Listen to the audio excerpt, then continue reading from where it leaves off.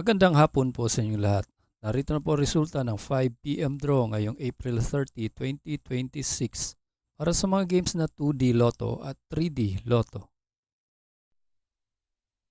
Kung bago ka pa lang sa aking channel, pwede kang mag-like, share, at subscribe para updated kayo sa mga PCSO lottery results araw-araw. Para sa 5 p.m. draw ng 2D Lotto, 25 and 10 in exact order.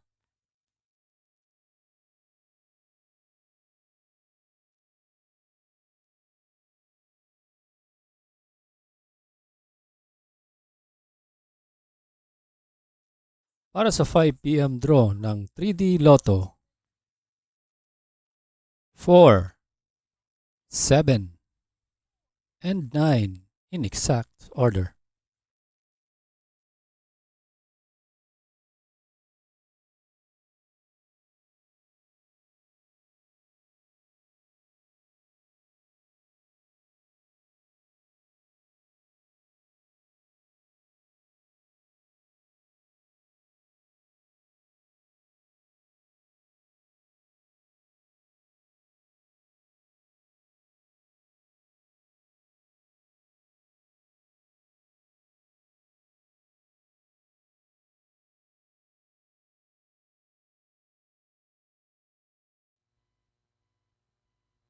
Salamat po sa panonood ng Lotto Results Today by Mr. Wi-Fi.